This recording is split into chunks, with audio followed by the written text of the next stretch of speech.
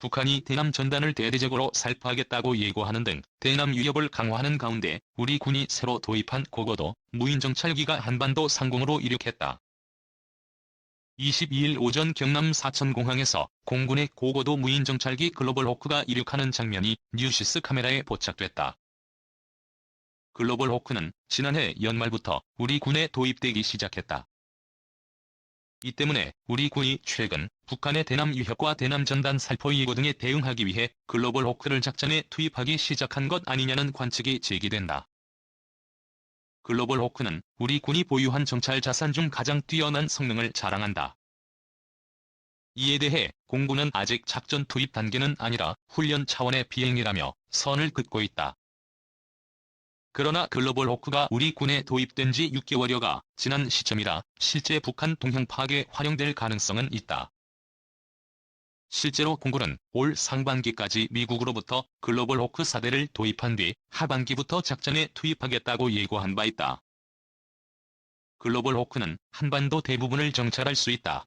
글로벌 호크는 격추를 피하기 위해 아군 지역에서 원거리 감시 활동을 펼친다. 글로벌 호크는 20km 상공에서 레이더와 적외선 탐지 장비 등을 통해 지상의 30cm 크기 물체까지 식별해 사진을 찍어 보낸다. 최고 속도는 시속 629km, 착륙 없이 날 수 있는 최전 거리는 22,779km, 채공시간은 30시간 이상이다.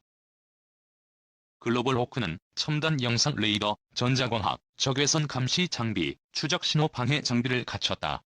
지상에는 이륙, 회수부와 작전 통제부 등이 마련된다. 글로벌 호크는 주야간이나 날씨에 관계없이 북한 전 지역을 감시할 수 있어 북한의 핵미사일 동향을 지속 추적할 수 있다. 또 야전 지휘관에게 북한 상황과 특정한 목표에 관한 정밀 사진을 제공할 수 있다. 글로벌 호크 1대 가격은 2천억 원 수준으로 알려졌다. 기체 4대 외에 지상 판독 체계, 교육 훈련 비용 등을 합해 약 1조 원이 들었다. 중해군 추정 잠수함, 일본 해역 잠항, 1. 능력 과시.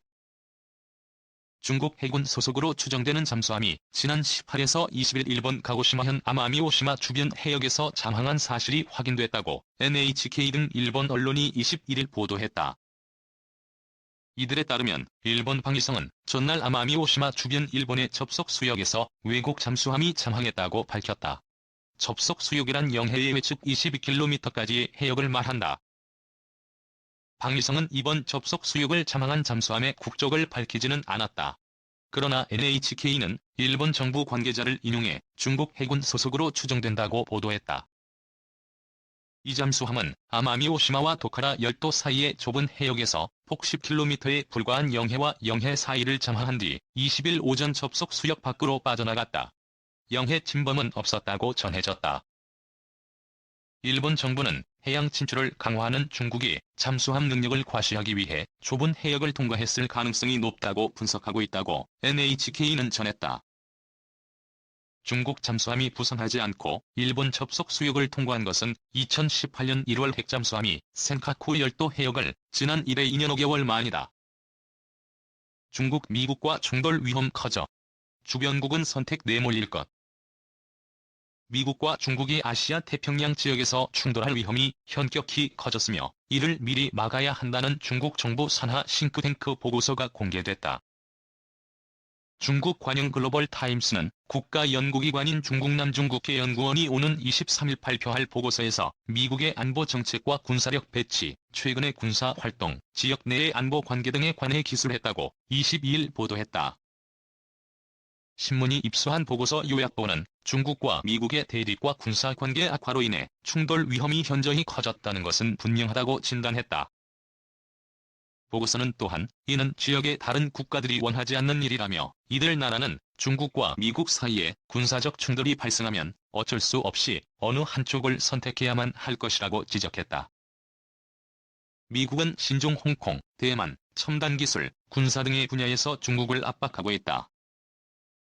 실제 미군 함정은 올해 들어 여러 차례 남중국 해와 대만 해협을 항해했으며 최근 이례적으로 항공모함 3척을 배치하기도 했다. 보고서는 중국은 비대립과 상호존중, 협력의 원칙에 따라 미국과의 군사관계를 적절히 처리해왔으며 두 나라는 이견을 관리하고 충돌을 예방해야 한다고 제언했다. 그러나 미국은 많은 병력을 전진 배치하고 군사 동맹을 강화했으며 중국을 겨냥한 도발 행위를 집중적으로 벌였기 때문에 중국은 주권을 수호하기 위해 국방 예산을 늘리고 군사력을 증강할 수밖에 없었다고 보고서는 말했다. 보고서에 따르면 미군 인도 태평양 사령부는 병력이 37만 5천 명이며 미 해군의 60%, 육군의 55%, 해병대의 3분의 1을 차지한다. 미국은 전진 배치된 병력 8만 5천 명과 대량의 첨단 무기를 앞세워 아시아 태평양 지역에서 오랫동안 절대적 패권을 유지하고 있으며 전력 확대를 시도하고 있다. 보고서는 미중 양국이 소통 채널을 계속 열어두고 군사적 신뢰를 구축하며 위기 예방 합의를 실행해야 한다고 당부했다. 또한 핵과 사이버 공간, 우주, 인공지능 등 분야의 소통과 대화를 추진해 충돌을 예방해야 한다고 촉구했다.